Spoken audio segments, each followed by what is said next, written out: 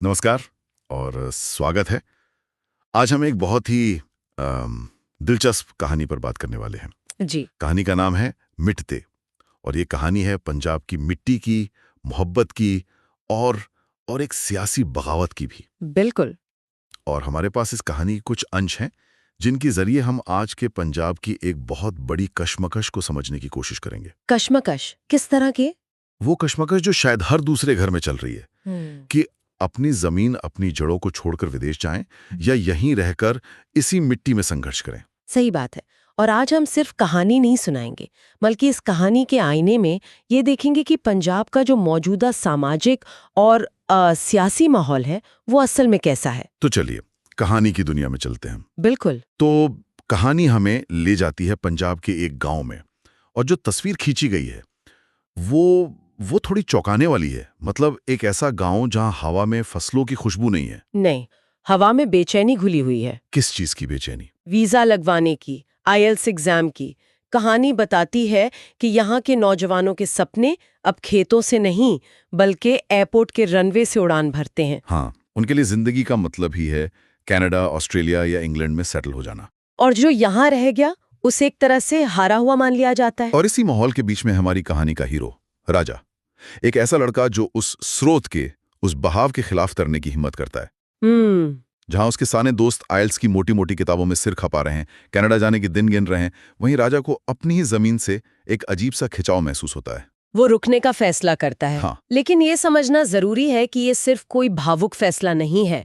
कहानी का एक अंश बताता है कि राजा अपने आसपास क्या देख रहा है। देख रहा है वो उसे गांव की सड़ती हुई व्यवस्था दिख रही है, बदहाल स्कूल दिख रहे हैं और जिसे कहानी में जहरीली सामाजिक हवा कहा गया है वो महसूस हो रही है। अच्छा। और उसके मन में एक बहुत सीधा सा सवाल उठता है, अगर देखभाल करने वाले, बदलने की हिम्मत रखने वाले सब लोग ही चले जाएंगे तो इस जगह को कौन संवारेगा? और यही सवाल उसकी पूरी यात्रा की नींव है ना? बिल्कुल, यहीं से सब शुरू होता है। तो जब वो ये फैसला सुनाता है कि वो नहीं जा रहा, वो यहीं रहेगा, तो क्या होता है? लोग उसकी तारीफ करते हैं? नहीं, बिल्कुल नहीं। कोई तालियां नहीं बजाता, उल्टे उसका मजाक उड़ाया जाता है। हाँ, मुझे कहानी का एक हिस्सा याद आ रहा है। उसके दोस्त उसे ताना मारते हैं, कहते हैं तू यहीं खेतों की धूल फांकेगा और हम डॉलर में खेलेंगे। और ये सिर्फ मजाक नहीं है, ये उस सामाजिक मानसिकता का निचोड़ है। मतलब उसका अपना परिवार भी इसे एक नाकामी की तरह दिखता है। हाँ, उनकी नजर में उनके बेटे में कोई महत्वाकांक्षा, कोई आग ही नहीं है। ये उस सामाजिक दबाव को दिखाता है जहां सफलता का मतलब ही विदेश जाना बन गया है। तो राजा का रुकने का फैसला सिर्फ एक व्यक्तिगत चुनाव नहीं है। नहीं, ये एक सामाजिक मान्यता के खिलाफ एक सीधी बगावत है। तो ये बगावत किसके खिलाफ है? किसी सरकार के या किसी दुश्मन के? नहीं, और यही इस कहानी की खूबसूरती है। उसकी पहली बगावत अपने ही लोगों की सोच के खिलाफ है। उस सोच के खिलाफ जो मानती है कि असली जिंदगी यहाँ नहीं, कहीं और है। बिल्कुल। कहानी पलायन की इच्छा को गलत नहीं ठहराती, उसे समझती है, लेकिन वो उस इच्छा के नतीजों पर एक बहुत बड़ा सवाल खड़ा करती है। क्या सवाल? यही कि जब किसी जगह के सबसे होनहार, सबसे काबिल लोग उसे छोड़कर चले जाते हैं तो पीछे क्या बचता है? राजा का किरदार इसी सवाल से जूझता है और इसी मजाक और तिरस्कार के बीच वो अपने गुरु के पास जाता है और यहाँ से कहानी में एक नया मोड़ आता है ना? हाँ, उसे एहसास होता है कि घर को ठीक करने के लिए सिर्फ फर्श पर झाड़ू लगाना काफी नहीं है, आपको नींव ठीक करनी होगी। और यहीं से उसकी राजनीतिक यात्रा शुरू होती है। जी, लेकिन हमें ये समझना होगा कि उसका राजनीति में आना किसी पद या सत्ता के लालच में नहीं है। तो फिर क्यों? वो देखता है कि गांव के पानी की नहर पर कुछ दबंग लोगों का कब्जा है, बीज और खाद की कालाबाजारी हो रही है और पंचायत इन सब पर आंखें मूंदे हुए है। अच्छा। वो समझ जाता है कि समस्याएं सतही नहीं है, वो व्यवस्था की जड़ों में है। इसलिए बदलाव भी वहीं से शुरू करना होगा। मतलब वो सिस्टम से भागने के बजाय सिस्टम के अंदर घुसकर उसे बदलने की ठान लेता है। बिल्कुल, जो कि बहुत बड़ा कदम है, खासकर एक ऐसे नौजवान के लिए जिसे सब नाकाम समझ रहे हैं। और ये आसान तो बिल्कुल नहीं होगा। जरा भी नहीं। जब वो स्थानीय चुनाव में खड़ा होता है तो उसका मजाक उड़ाया जाता है, उसे भोला और नासमझ कहा जाता है। मौजूदा सरपंच और उसके लोग उसे डराते धमकाते हैं। लेकिन यहीं पर उसके गुरु की दी हुई सीख काम आती है। कहानी में गुरु उससे कहते हैं, सत्ता कुर्सी में नहीं, लोगों के भरोसे में होती है। कुर्सी छीननी पड़ती है, भरोसा जीतना पड़ता है। वाह, कुर्सी छीननी पड़ती है, भरोसा जीतना पड़ता है। और ये बात राजा के लिए एक मंत्र बन जाती है। तो वो ये भरोसा कैसे जीतता है? वो कोई बड़ा नेता तो है नहीं, उसके पास पैसे भी नहीं होंगे। वो उन लोगों की आवाज बनता है जिनकी कोई नहीं सुनता। वो उन किसानों के लिए लड़ता है जिन्हें नहर का पानी नहीं मिलता। अच्छा, जमीनी स्तर पर काम करता है। हाँ, वो उस सरकारी स्कूल के लिए चंदा इकट्ठा करना शुरू करता है जिसकी छत टपक रही है। वो बड़े बड़े वादे नहीं करता, वो छोटे छोटे काम करके दिखाता है।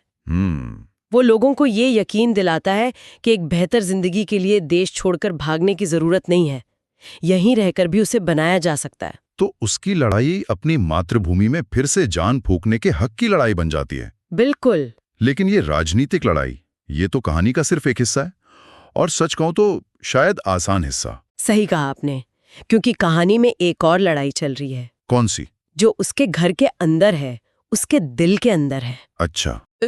और ये कहानी का सबसे भावनात्मक और गहरा पहलू है।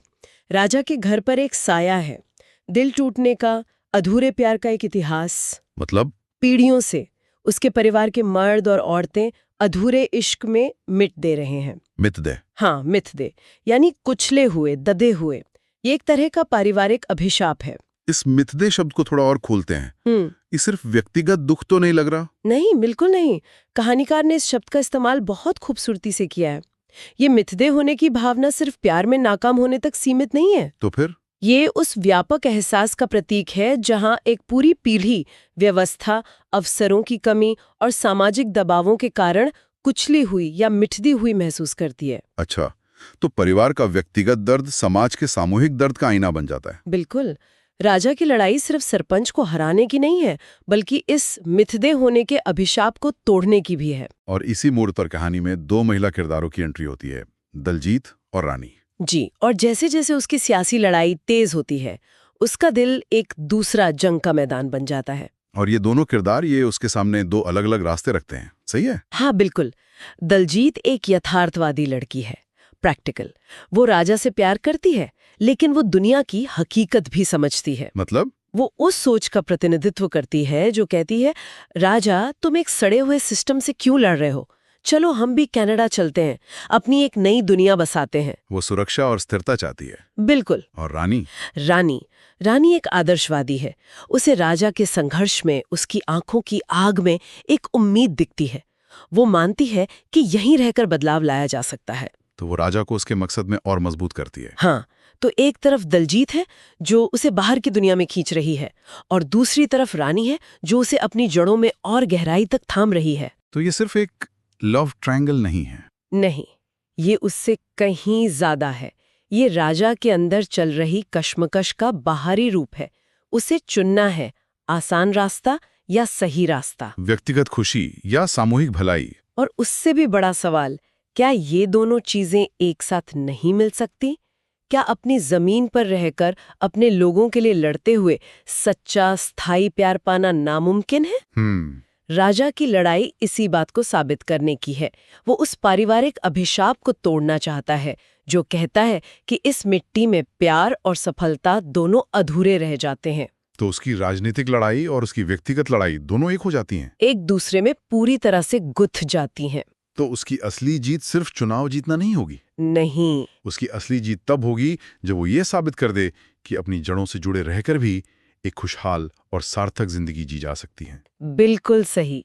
ये सिर्फ गांव के लिए एक नया नेता चुनने की कहानी नहीं है, ये एक पूरी पीढ़ी के लिए एक नया रास्ता बनाने की कहानी है। और यही बात इस कहानी को सिर्फ पंजाब की कहानी होने से निकालकर एक यूनिवर्सल कहानी बना देती है। हाँ, ये हर उस समाज की कहानी है जहां नौजवान बेहतर भविष्य की तलाश में अपनी जड़ों को छोड़ने के लिए मजबूर महसूस करते हैं। राजा का संघर्ष इस धारणा को चुनौती देता है कि विकास और परंपरा या महत्वाकांक्षा और अपनी मिट्टी से जुड़ाव एक दूसरे के दुश्मन हैं। वो इन दोनों को एक साथ लेकर चलना चाहता है। तो इसका मतलब ये हुआ कि मिटदे की कहानी आज के पंजाब के सामने एक आईना रखती है। ये एक परेशान करने वाला लेकिन बहुत जरूरी सवाल पूछती है। अगर सबसे अच्छे दिमाग और सबसे बड़े दिल वाले लोग ही अपनी जमीन छोड़ जाएंगे तो उस मातृभूमि का क्या होगा? बिल्कुल। और राजा के किरदार के जरिए हम एक ऐसे इंसान की भावनात्मक यात्रा देखते हैं जो व्यवस्था और हालात के हाथों कुचले जाने से इनकार कर देता है। वो भागने के आसान रास्ते की बजाय अपने पैरों को और मजबूती से अपनी ही मिट्टी में जमाने और वहीं से ऊपर उठने का मुश्किल रास्ता चुनता है। जी चलिए आज की इस गहरी चर्चा के मुख्य बिंदुओं को एक बार फिर से समेट लेते हैं। जी हमने देखा कि कैसे मिड-डे कहानी पंजाब के नौजवानों के विदेश जाने के सपने और उसके पीछे के सामाजिक दबाव को बहुत बहुत गहराई से दिखाती है। ये सिर्फ एक ट्रेंड नहीं बल्कि एक सामाजिक मान्यता बन चुका है। हमने राजा के दोहरे संघर्ष को भी समझा। एक तरफ उसकी बाहरी लड़ाई है गांव की भ्रष्ट राजनीतिक व्यवस्था के खिलाफ, और दूसरी तरफ उसकी भीतरी लड़ाई है। हाँ, अपने परिवार के मिड-डे होने के भावनात्मक इतिहास और उस अभिशाप को तोड़ने की लड़ाई। बिल्कुल। और आखिर में कहानी का वो मूल सवाल जो हमारे जहन में रह जाता है, अगर किसी घर के सबसे होनहार बच्चे ही घर छोड़कर चले जाएं, तो उस घर का भविष्य कौन संवारेगा? ये एक ऐसा सवाल है जो सिर्फ कहानी के किरदारों के लिए नहीं, बल्कि हर उस समाज के लिए प्रासंगिक है जो प्रतिभा पलायन यानी ब्रेन ड्रेन का सामना कर रहा है। और यहीं पर मैं सुनने वालों के लिए एक विचार छोड़ना चाहूंगी। जी जरूर। ये कहानी राजा के व्यक्तिगत चुनाव को, उसके रुक कर लड़ने के फैसले को एक समाधान के तौर पर पेश करती है। लेकिन यहाँ सोचने वाली बात यह है कि क्या एक अकेले इंसान का संघर्ष और उसकी जीत दशकों से चली आ रही पलायन की एक पूरी सामाजिक लहर को वाकई पलट सकती है? बहुत बड़ा सवाल है ये। या फिर क्या ऐसी कहानियों का असली मकसद कोई बना बनाया जवाब देना नहीं, बल्कि हम जैसे बाकी लोगों को सिर्फ ये सवाल पूछने के लिए उकसाना है कि हमारी अपनी जमीन, हमारे अपने समाज के प्रति हमारी क्या भूमिका हो सकती है?